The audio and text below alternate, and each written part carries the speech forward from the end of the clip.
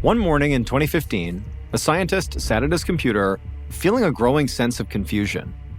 He was looking over the DNA samples of two little boys, brothers with a mystifying illness that had left their parents frantic with worry. The boys' pediatrician had already ruled out a virus or bacteria or any other infection. That left only one possibility. Something was wrong with their genes. And the pediatrician was counting on this scientist to figure it out. It had taken the scientist 2 months to compile his data, as he painstakingly pulled apart billions of tiny pieces of the boys' DNA. But now that it was all done, the scientist realized he had found nothing. Everything looked totally fine. Nothing was broken, nothing was missing, nothing looked strange. Disappointed, the scientist sent his finding to the boys' doctor, apologizing for not discovering anything helpful in their DNA. He knew that something was seriously wrong with both brothers.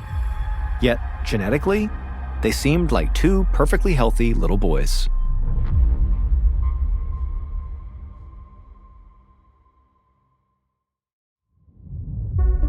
From Ballen Studios and Wondery, I'm MrBallen, and this is MrBallen's Medical Mysteries, where every week we will explore a new, baffling mystery originating from the one place we all can't escape: our own bodies. So, if you like today's story, please invite the follow button to a big, fun costume party, but don't tell them that it's actually not a costume party, it's a funeral.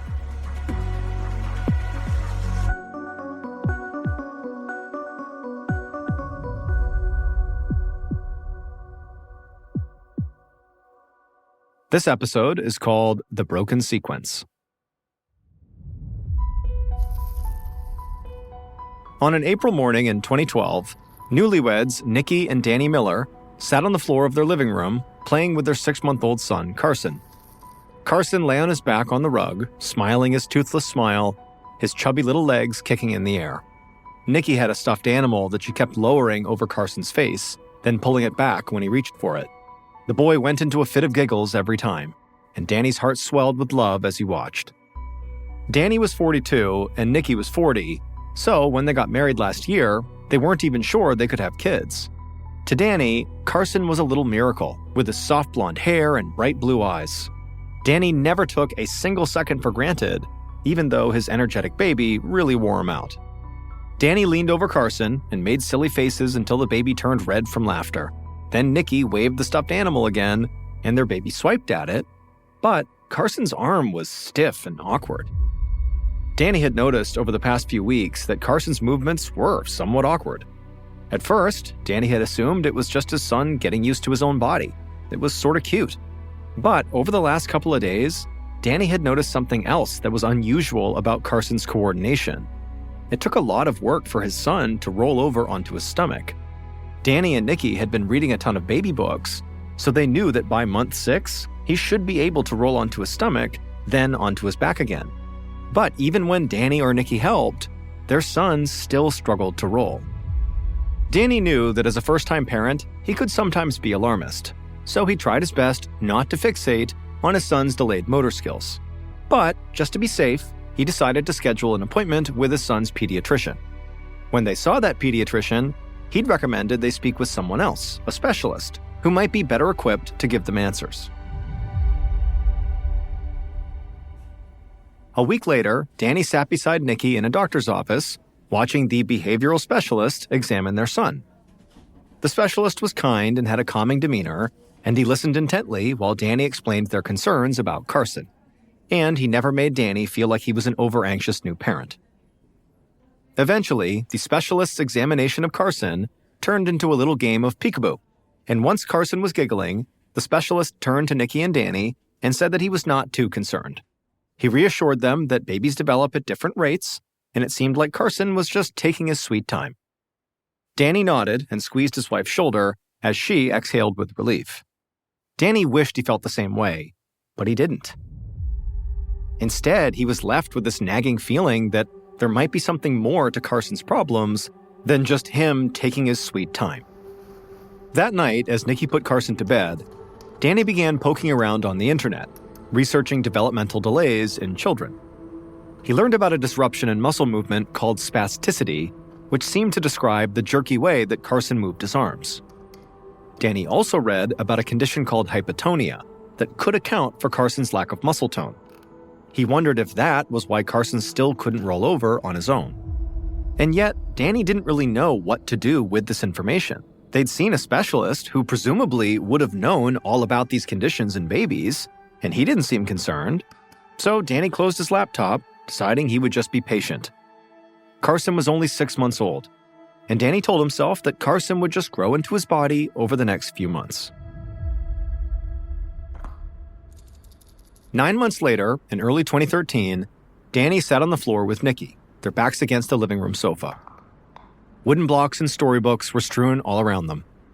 Nikki's hands were resting on her very pregnant stomach. They were both very excited to be having a second child. Carson, who was now almost 16 months old, was sitting in Danny's lap as Danny flipped through a pack of animal flashcards. He encouraged Carson to say the names of each animal, or to at least make the animal noises. But while Carson reached out a shaky hand to pet the animal cards, he didn't say any of their names or imitate the sounds they made. Carson still wasn't talking, which was highly unusual for a kid his age. And Carson had other developmental delays too. He couldn't sit upright on his own or crawl either. Eager to find something his child could do well, Danny put the flashcards away and reached for the wooden block set. Maybe Carson was more of a builder. Danny sat his son next to the blocks, and right away, Carson grabbed a blue square in his tiny fist. Carson started moving the block to add it to the little pyramid his dad was building, but then Carson's hand shook uncontrollably and he dropped it. Danny jumped up and scooped Carson into his arms.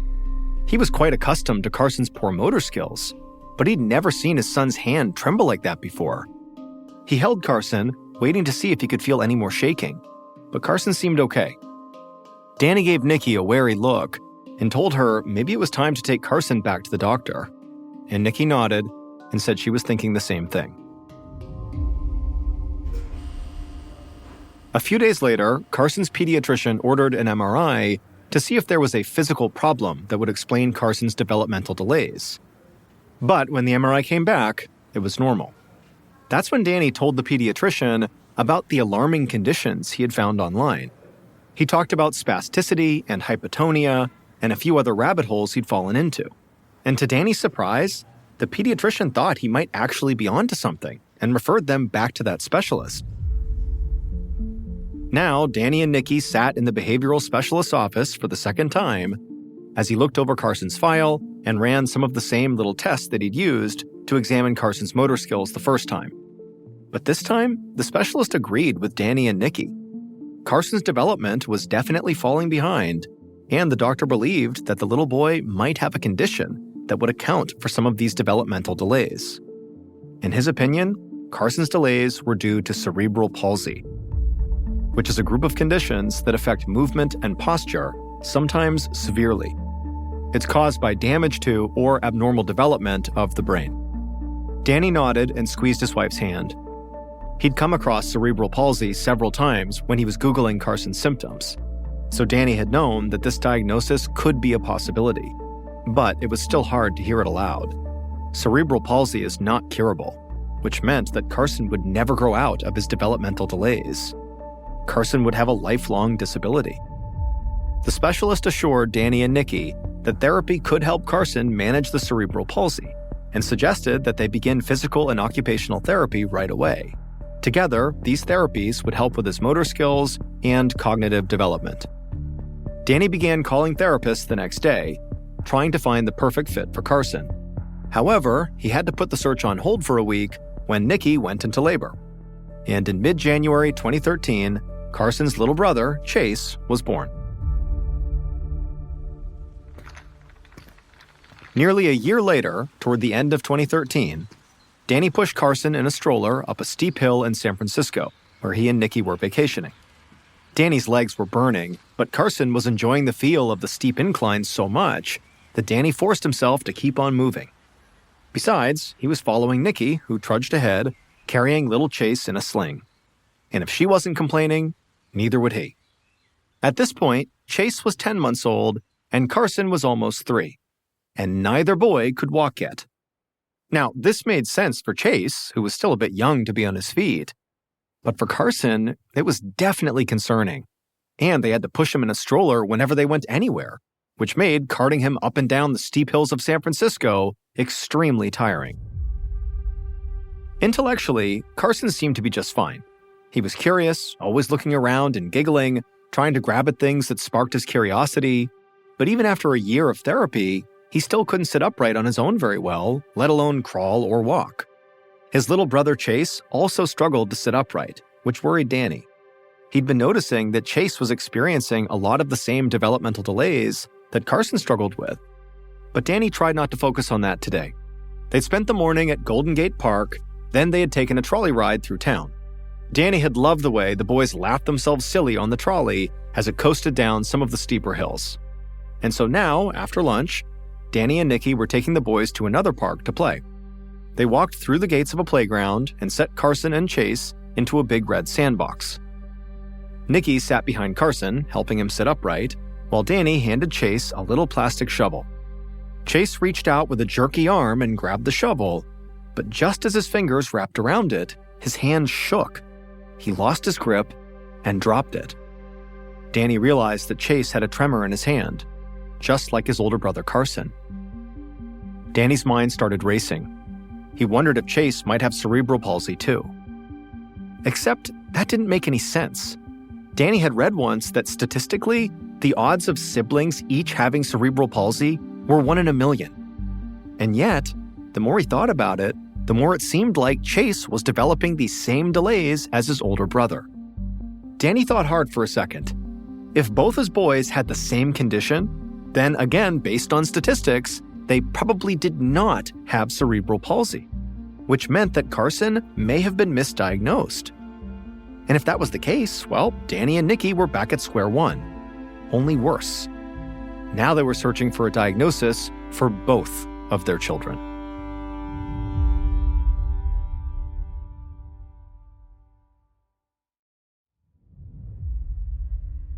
Two years later, in late 2015, Danny and Nikki still felt like they didn't actually know what was wrong with their sons. Over the past 2 years, they had brought Carson and Chase to specialist after specialist. And most of them agreed that whatever the boys had, it was not cerebral palsy. It was likely genetic. But none of the specialists have been able to pinpoint what exactly was causing the boys' symptoms. Carson and Chase had been tested for a staggering array of diseases. Rare metabolic disorders like phenylketonuria and Tay-Sachs, which damage the body's ability to process nutrients and enzymes. They had been tested for abnormalities in their chromosomes, as well as genetic disorders like Fragile X syndrome and degenerative disorders like Friedreich's ataxia that attacks the nervous system. So far, the boys tested negative for all of them. But that only encouraged Danny to spend more time researching on his own, looking for some kind of answer. Danny and Nikki had even discussed whether or not it was maybe something they'd done. Like, had Nikki taken the right prenatal vitamins? Or had they unknowingly exposed the boys to some kind of environmental toxin or something? They didn't know, but Danny hated the idea that they were now blaming themselves for their boy's mysterious condition. Danny knew they could not keep living like this. He had to find answers soon. A few months later, Danny was at home playing with his boys. Chase was now 2 years old, and Carson was 4. Both boys had grown into happy kids with matching blue eyes and pale yellow hair.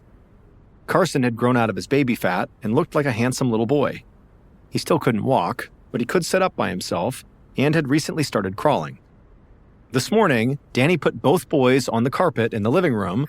Then he dangled a Christmas ornament in front of Carson, who was sitting upright, watching the ornament catch the sunlight and sparkle.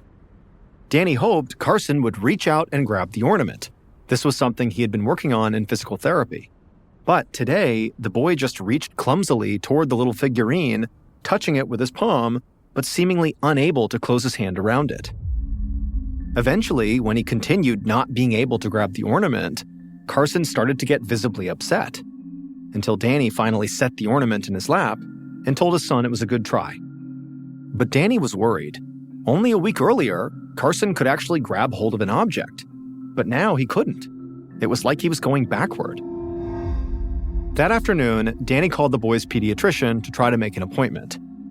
And that's when the pediatrician suggested that it was time to do a specialized type of testing called gene sequencing. It can detect missing or broken base pairs among the billions of pieces of the boys' DNA. The doctor thought they should do this as soon as possible. Gene sequencing is an involved procedure, and it can take 2 or 3 months to get the test results back. Danny sighed at the doctor's recommendation. It felt like he spent his entire life waiting around for test results that always disappointed. After all this time, they still didn't know what was wrong with Carson and Chase, making it impossible to treat the boys or even know their limitations. Danny worried that his son's quality of life suffered because the doctors could not figure out what condition they actually had. Still, Danny agreed to do the genetic sequencing and hid his frustration from the doctor. And when he hung up the phone, Danny grabbed his computer and took up his usual place on the couch, diving back into his own research. Early in 2016, Danny had just gotten home from work when the phone rang. It was the specialist who'd conducted Chase and Carson's genetic sequencing. Danny held his breath. They'd been waiting for these results for 3 very stressful months. During that time, both boys continued to go downhill. Chase stopped crawling, something he'd actually begun to get fairly good at, and Carson still was not walking. By this point, he should not only have been walking, but maybe even running. He should also have been in preschool by this point, making friends with kids his own age. Instead, he was stranded on the living room floor, unable to carry himself from room to room. But the specialist's call did not give Danny any relief. Danny was told that the long-awaited sequencing results didn't show any genetic damage that would explain his son's symptoms. On paper, at least, the boys seemed genetically perfect. Danny felt hopeless. He asked the doctor, what is he and his wife supposed to do now? The doctor advised Danny that the best thing he could do was just check back in a year. They might have better testing by then, and maybe then they could find some answers. Then they hung up, leaving Danny wanting to scream in frustration. It was beginning to feel like Carson and Chase were the only 2 people on the planet with this mysterious condition. The next day was a Saturday. Danny wanted to spend an easy morning with his family, but he knew he had a mission. Right after breakfast, he moved his laptop to the living room and spent the entire day combing through articles and medical journals. 10 hours later, at the bottom of one of his research papers, he saw something. A mention of a group called the Undiagnosed Diseases Network. Curious, Danny followed the ad to the network's homepage. The UDN was run by the National Institutes of Health, and its goal was to provide answers to patients affected by mysterious medical conditions. UDN promised to take on the most challenging medical cases, like a last resort for families with nowhere else to go. To Danny, that sounded exactly like his family's situation. He called to his wife and then brought his laptop into the kitchen to tell her what he'd found. She immediately asked, would they take the boy's case? Danny said there was only one way to find out, and he opened up an application to the program. Almost a year later, in January of 2017, Dr. Jonathan Bernstein walked out of his office at the Undiagnosed Diseases Network clinic. He made his way down the hallway and to an examination room where his newest patients were waiting. Danny and Nikki Miller had applied to the UDN clinic for help in the spring of 2016, and they were finally accepted into the program in the fall. But before they could come into the clinic for their first appointment, Dr. Bernstein had ordered an even more ambitious form of genetic testing called whole genome sequencing. And not just for the 2 boys. Dr. Bernstein wanted the testing for the entire family. Whole genome sequencing decodes a person's entire gene sequence, almost like breaking down the entire instruction manual to an individual person. It's the gold standard for genetic testing because it reveals every single gene, not just a portion of them. Dr. Bernstein hoped that if he could see the entire family's genetic sequence, he'd be able to spot what was going on with the boys. Now, 3 months later, the testing still was not done, but Dr. Bernstein wanted to meet his new patients in person. He walked into the exam room and immediately saw that Chase and Carson had regressed significantly since their parents first applied to the program last spring. Both Carson and Chase were strapped into their wheelchairs to keep them from slumping to the side. Dr. Bernstein suspected that neither of the boys could sit up on their own. And yet, both boys seemed to perk up when Dr. Bernstein entered the room. He said hello, and both boys gave Dr. Bernstein big smiles. It was clear to Dr. Bernstein that the boys were aware of what was going on around them. They just weren't able to verbalize. Nikki and Danny both stood to greet Dr. Bernstein and shake his hand. Then Nikki explained that over the past year, Chase and Carson had both lost almost all of their motor skills. Chase was 3 years old now, and Carson was 5, but neither boy could walk or talk. Danny chimed in, adding that at this point, they also needed assistance just to eat and drink. Dr. Bernstein began giving Carson and Chase routine physical examinations. As he did, he warned the Millers that it would still be a little while before their whole genome sequencing results were back from the lab. But when they were done, he'd have detailed genetic information for both parents and children that told the story of the entire family. But, even then, he warned, Nikki and Danny would need to be patient. It could take nearly a year for Dr. Bernstein's team to make a diagnosis. Still, Dr. Bernstein promised that if anyone was going to find an answer, it would be this clinic. Danny nodded, and Nikki told Dr. Bernstein that they were used to waiting. Finally, in February of 2018, a full 2 years after Danny first reached out to the Undiagnosed Disease Network, Dr. Bernstein called the Millers to say he had figured out what was wrong with Carson and Chase. They were suffering from one of the rarest diseases in the entire world. And the fact that both boys had the same condition was the result of almost unimaginably bad luck. Carson and Chase did in fact have a genetic defect, but one so tiny no other genetic testing revealed any problem. Their condition was caused by a malfunction in a single gene out of the 20,000 genes needed to make a person. The defect was so hard to detect that Dr. Bernstein's team could only find it by looking at all 3 billion DNA base pairs that are the building blocks for genes. And remarkably, both Chase and Carson had inherited the same defect.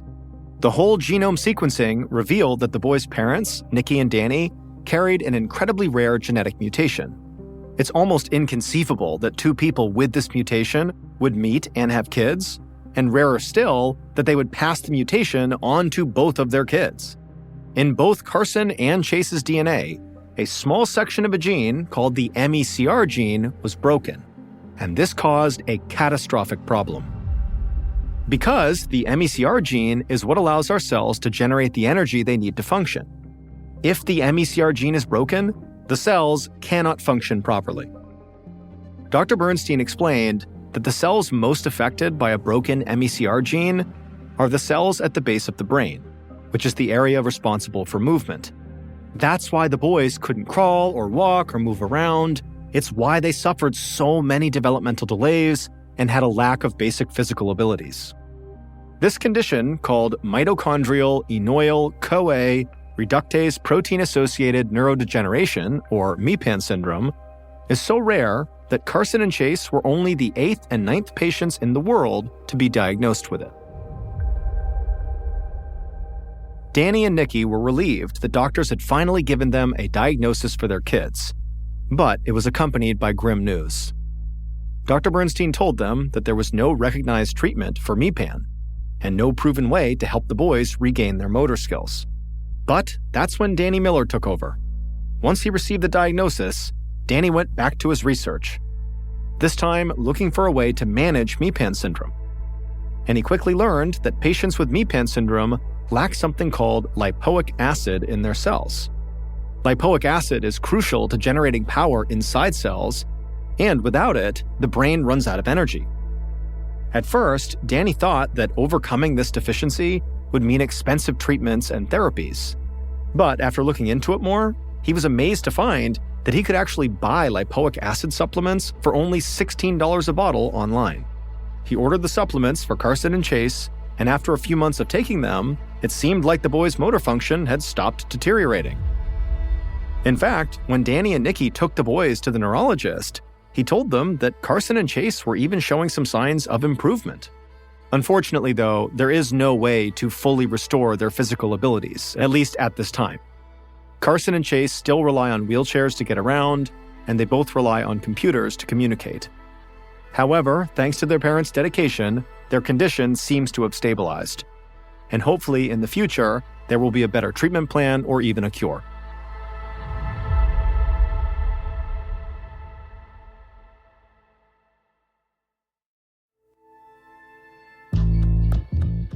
From Ballen Studios and Wondery, this is Mr. Ballen's Medical Mysteries, hosted by me, Mr. Ballen. A quick note about our stories. They are all inspired by true events, but we sometimes use pseudonyms to protect the people involved. And a reminder, the content in this episode is not intended to be a substitute for professional medical advice, diagnosis, or treatment. This episode was written by Aaron Lan. Our editor is Heather Dundas. Sound design is by Matthew Chilelli. Our senior managing producer is Nick Ryan. And our coordinating producer is Taylor Sniffen. Our senior producer is Alex Benedon. Our associate producers and researchers are Sarah Vitak and Tasia Peliconda.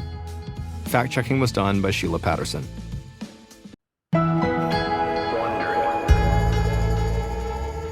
In 1918, during World War I, British soldier Henry Tandy found himself stationed inside of a trench in northern France. By this point, Henry was already considered a war hero, and he would go on to become the most decorated British soldier in World War I. But his awards are not what he is remembered for. On September 28th of that year, after a long day of fighting, Henry was propped up on the edge of his trench looking out towards the German line. It was dark and quiet, and there was mist in the air, and at some point, Henry noticed a figure way off in the distance walking towards him. Henry instinctively raised his rifle, but he didn't pull the trigger. He wanted to make sure who he was shooting was his enemy, because it could be one of their own men who got wounded and was making his way back to the trench. And so Henry's looking down his gun, staring at the sky, waiting to figure out who he is, and after a few seconds, out of the mist walks a badly wounded German soldier, so it is his enemy, but he wasn't carrying a weapon, and he didn't appear to understand he was walking directly into Henry's sights. Henry aimed his rifle right at this German man's heart, but he didn't pull the trigger, and the man just continued to walk directly towards Henry until he got about 30 meters away,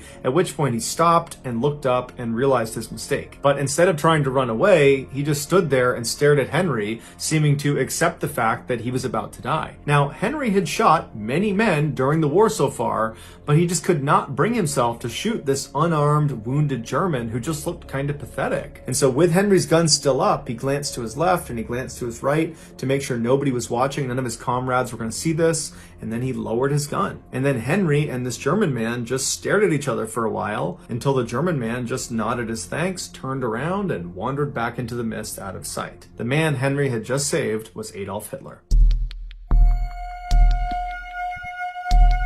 In the early morning hours of June 10th, 1994, Deborah Hoyt suddenly woke up in the middle of the night. She and her husband were staying with relatives in Sacramento, California, and they were supposed to be there for the next couple of days. But as she was sitting there, she had this overwhelming urge to want to leave right then and there and head back to their home in Lake Tahoe. Because she didn't really know what to make of this overwhelming feeling, she shook her husband awake and told him about it. She thought that maybe something was wrong, and he said, you know what, you probably just had a bad dream and you're kind of waking up still half in your dream. It's not a big deal. Just go back to bed. I'm sure everything is totally fine. And in the morning, if you still want to, I'd be happy to leave. And so Deborah said, yeah, you're right. I'm totally overreacting. I'm sure it was just a dream. And she laid back down to try to go back to sleep.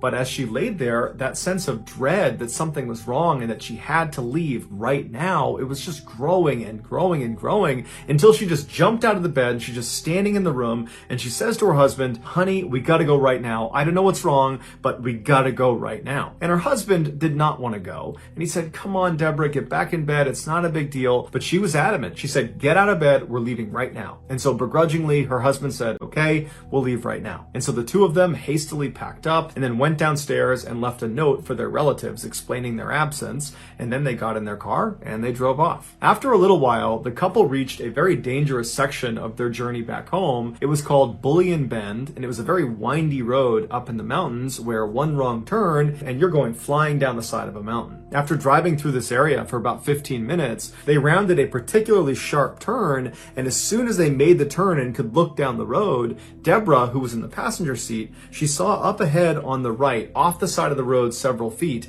something that was just lying there on the side of the road. She didn't know what it was. She thought it was maybe a bag or some trash or maybe a dead animal. And at first she was just going to dismiss it. But as her husband drove closer and closer to it, the light began to illuminate it, and she looked at it and couldn't really discern what it was until they were right next to it. And she looked out her window and she noticed it was a woman's body, a woman who had no clothes on, who was just lying there totally motionless. And Deborah immediately turns to her husband and says, "Honey, I just saw a dead woman on the side of the road." And her husband immediately is kind of panicked and doesn't slow down. He just keeps driving and says, "Hey, should we stop? Should we turn around? I mean, maybe she's not dead. Maybe we can help her." But Deborah at this point is now terrified, and she's saying, "No, keep going. Don't go back. I bet it's a trap. Someone probably put her there, and they're going to lure us in, and they're going to attack us if we try to stop and help her." And so in this kind of chaotic, frenzied reaction that Deborah and her husband are having, they decide that their best course of action is just to drive on and find the next payphone and call the police. And it just so happened that less than a quarter of a mile away was a ranger station with a phone. And so they pull into the parking lot, and Deborah calls the police. The police tell her to wait inside of her car, and they'll be out in a couple of minutes, and they're going to need her to bring them up to where she saw this body. So a couple of minutes goes by, the police show up, and they tell them to drive back up the road, but stop about 200 yards short of where you believe this woman's body is. And so Deborah and her husband, they get back in the car, they drive back up the road where they came from, and right at this point where the road turned very sharply is where Deborah knew on the other side of this turn would be this body. And so they pulled over on the side of the road, the police came up on their side, and they said, "Yep, right around the corner, you're going to find her lying on the ground on the left side." And so Deborah and her husband are just sitting in the car watching as the police go up, they make that turn, and they kind of disappear out of sight, and then they see their spotlight moving around on the other side of this turn, and so they figure, okay, they're looking for the body. But after several minutes, the police came back down the road, and they stopped next to Deborah's car, and they said, "You know what, guys? We didn't see anything up there. There wasn't a body. There wasn't anything out of the ordinary." And Deborah would say to police, "I'm not lying. I know what I saw. It was a woman's body right there in front of me. I know it. It's right over there." And they would tell her that, "We believe you, but we can't do anything because there's nothing up there." And so they told Deborah and her husband to just head home, and they did. After Deborah and her husband took off and were gone, the two responding officers drove back to their police station, and once they were inside, they began speculating about what Deborah might have seen. And as they were talking, another officer came into the station, a guy by the name of Rich Strasser, and he overhears them, and he goes over, he's intrigued, and he asks them, "What happened? What did you see?" And they explained to him that this woman, Deborah, had spotted a supposed dead woman's body up on Bullion Bend. And as soon as he heard Bullion Bend, Rich remembered that just a couple of days ago, they had received a missing person report of a young woman named Christine Skubish and her young son named Nick, who had gone missing, and the last place they had been seen was up on Bullion Bend.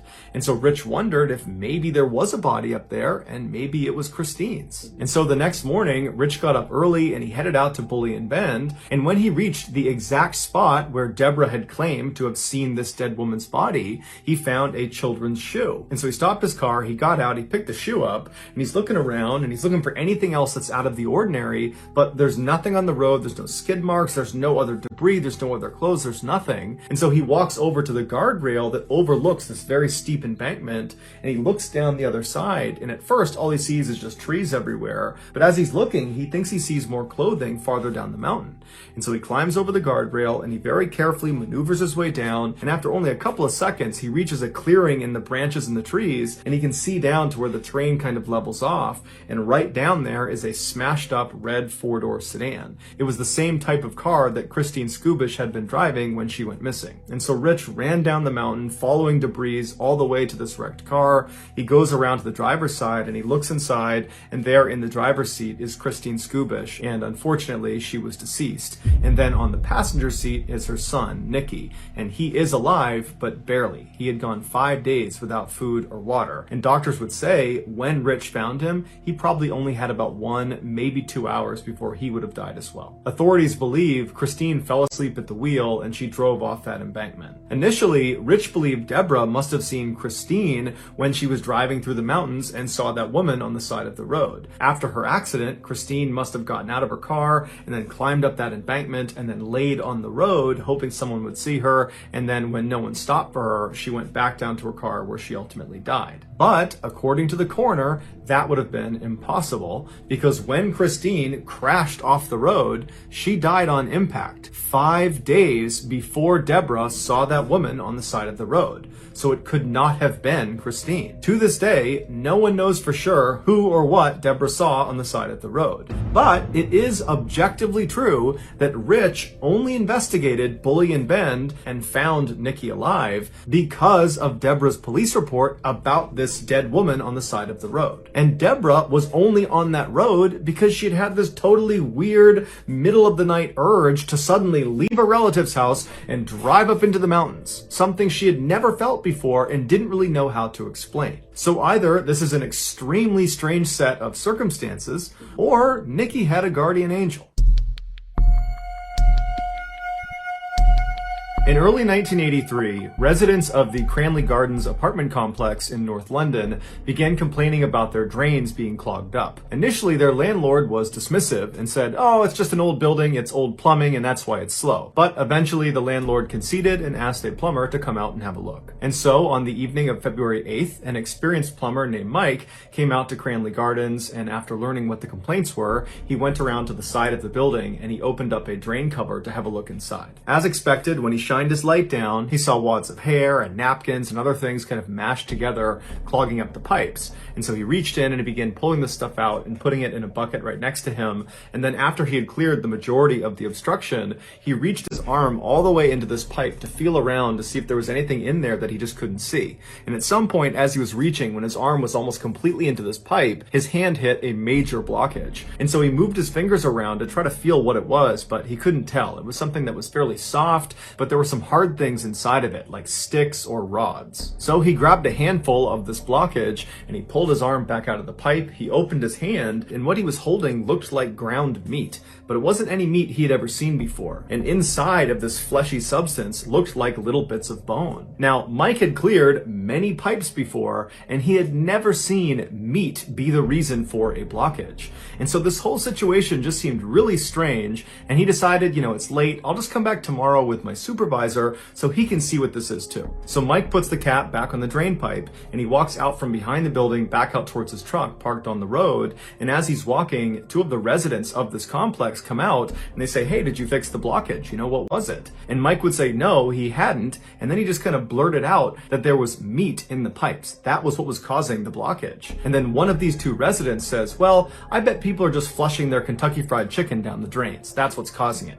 And Mike looked at him and he was like, "Yeah, maybe." And then he just turned around, got in his truck, and he drove away. Early the next morning, Mike and his supervisor came back to Cranley Gardens, and they went around to the side of the building. They undid that cap, and then Mike reached down inside expecting to feel this blockage, but where it should have been, there was nothing. Somebody had cleared the pipes. And so Mike and his supervisor are looking at each other, and Mike is like, "There's no way that cleared on its own. Someone had to have come out here and cleared it, but I don't know why they would have done that and still had us come out." But the men decide, maybe by chance it did just kind of slip through and clear itself, so let's just continue the process and make sure each of the apartment buildings, their individual pipe is unobstructed.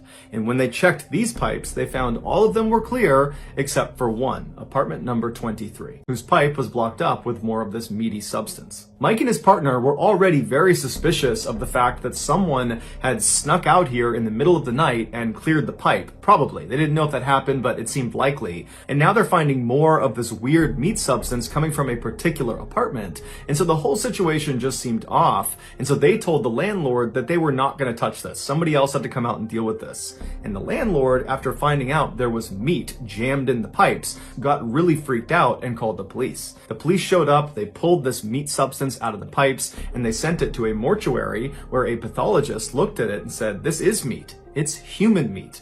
And in particular, the stuff that was pulled out of apartment number 23's pipes is that of a human neck. So the police go back to Cranley Gardens, they go up to apartment number 23, they knock on the door, and when the door opens, they're hit with this overwhelming stench of just rotting flesh. And standing in the doorway of this apartment, the owner of the apartment, is this guy who's in his late 30s, early 40s, who introduces himself as Dennis Nielsen.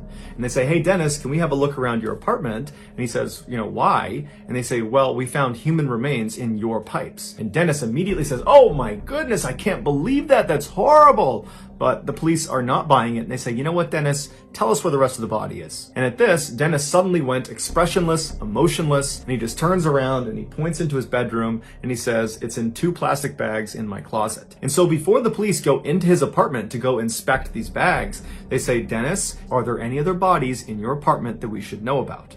And Dennis sighs and he looks up to the ceiling and says, yeah, there's about 15 or 16 here. It's a long story. It goes way back. I'd love to tell it to you, get this off my chest, and I'll do it at the police station. So after Dennis was arrested and brought to the station, he told them his horrible story. It had all started 5 years earlier in 1978 when Dennis was 33. He was at a pub having some drinks by himself when a teenager came into the bar and attempted to buy an alcoholic drink, and he was denied service. And so Dennis pulled him aside and said, hey, I'd be happy to give you a drink at my apartment. It's right down the road. And the young man, whose name was Steven, was very excited about this and said, great, let's go. Once they arrived back and they were up in Dennis's apartment, the pair had lots of drinks and they were having fun and laughing. And then at some point, the pair climbed into bed together. The next morning, when Dennis got up, his new friend, Steven, was still sleeping right next to him. And he had this sudden, overwhelming sense of dread because he knew as soon as Steven woke up, he would see this as a one-night stand and he would just leave. He would not stick around and remain friends with Dennis. And Dennis just did not like that idea. He wanted Steven to stay. And so he looked on the ground next to the bed and he saw the necktie that Steven had been wearing was on the ground. And so he got on the ground, he grabbed the necktie, he fashioned it into a noose, and then he climbed back on the bed, got on top of Steven's chest, and he looped the tie around his neck, and then he pulled it as tight as he could. And as soon as it was tight, Dennis would tell police that Steven came alive, and he began reaching for his neck and kicking Dennis as hard as he could, but he just can't get it off. And at some point, Dennis said Steven just seemed to give up. He looked up at Dennis and knew he wasn't going to get this off and that Dennis was determined to kill him. And so Steven just allowed himself to go limp, and then he slouched over. And as soon as that happened, Dennis said he relaxed. But as he's looking at Steven, he realized he wasn't dead. He was just unconscious. And so Dennis goes into the kitchen and he gets this huge plastic bucket and he fills it up with water and he sets it in the middle of his kitchen floor. And then he gets a bunch of kitchen chairs and he lines them up like a table right in front of this bucket of water. And then he drags Steven's body into the kitchen and he lays him on his back on these chairs, but make sure his head is not resting on the chair. His head is kind of dangling off the back of these chairs. And then he grabbed that bucket of water and he slid it right underneath Steven's head. And then Dennis got on top of the chairs, on top of Steven, and then he pressed the young man's face straight down so his head went backwards until his mouth and his nose were under the water. And Dennis held him like that until Steven regained consciousness, but again, he didn't fight it. He knew he was doomed. And after several minutes, the bubbles stopped coming to the surface and Steven was dead. Dennis pulled his victim off of the chairs. He brought him into the living room and he sat him on a chair. And then Dennis went into the kitchen and he made himself a cup of coffee and he smoked some cigarettes. And then he just stood in the doorway and looked at Steven's body. And he would tell police it was a very bizarre experience because Steven still looked like he was alive. In fact, Dennis would try talking to him as if he was going to talk back, but obviously he didn't. And at some point, Dennis realized, the life he had before he killed Steven was now over. He had a new life and he didn't really know how to handle it.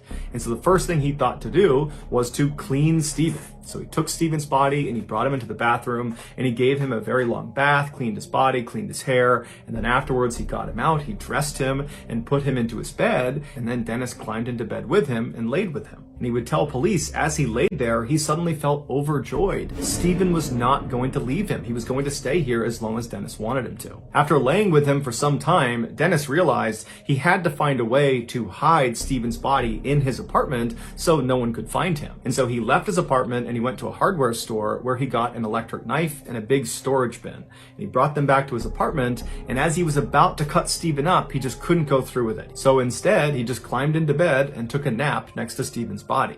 When he got up again, he moved Steven's body onto the ground in his living room and covered him with a blanket. And then he went and made dinner and then sat in his chair in the living room right next to this body on the ground and watched TV for a while. When he was done watching TV and eating, he looked at the body on the floor and realized, he really hadn't made any progress in terms of hiding him somewhere in his apartment. And that's when he remembered he had a loose floorboard in his apartment. And so he went over to the loose floorboard, he pulled it up and he saw there was a space under the floors. And so he pulled a couple more boards boards up, and then he grabbed Stephen's body and he attempted to force him down into this space. But by now, Stephen's body had begun to stiffen up from rigor mortis. Specifically, his arms were outstretched like a Y over his head.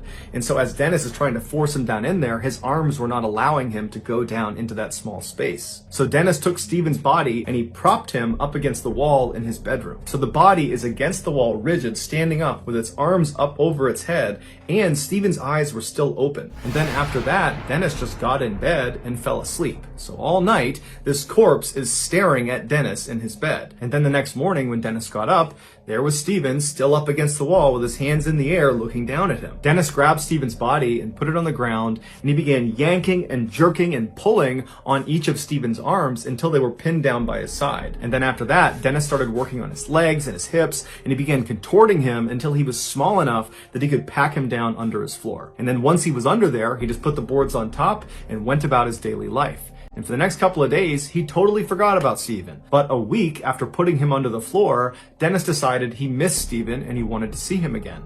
And so one night he opened up the floorboards, he looked down, and there was Stephen, and Dennis would say it looked like he was dirty. So he pulled him out of the floor and he gave him another bath. And then after he had cleaned Stephen, he pulled him out of the water, he dried him off, and he put him in the chair. And then Dennis took a bath himself in the same water he had just used to clean Stephen. After a long soak in this tub, Dennis finally got out, he toweled himself off, he redressed Stephen, and then he forced him back onto the floorboards and covered him up again. And he would remain there for the next 7 months until Dennis finally decided to dispose of him by burning him in a bonfire outside of their apartment building. And then after the body was completely incinerated and gone, Dennis remembered thinking, I can't believe I just got away with murder. And so he would do it again and again and again, killing at least 15 young men from North London, all by strangulation or by drowning or a combination of the two. And after he killed them, he would keep them stashed in his apartment for months at a time, in his closet, in his cabinets, in his bed, under the floors, all over his apartment. He had these bodies. And while these bodies were in his apartment, he liked to periodically take them out to spend time with them. He would tell police he found corpses to be beautiful. He was fascinated by them. But eventually, in 1983, he had so many bodies stashed all over his apartment that he knew he really needed to expedite getting rid of them. And so he began cutting them up and trying to force them down his drain, which eventually clogged the pipes. And so when Mike the plumber showed up and discovered this meaty substance in the pipes, and Dennis overheard him talking about it, that night after Mike was gone, Dennis had gone outside and attempted to clear the rest of the remains from the pipes. But he wasn't aware there were still remains stuck in the pipe that led to his specific apartment. Dennis Nielsen confessed to killing 15 young men and attempting to kill at least 7 others, and he was sentenced to life in prison. Dennis never showed any remorse, nor did he show any desire to want to be free again. He actually said he deserved to be in jail for what he did. In 2018, Dennis Nielsen would die in prison at the age of 72.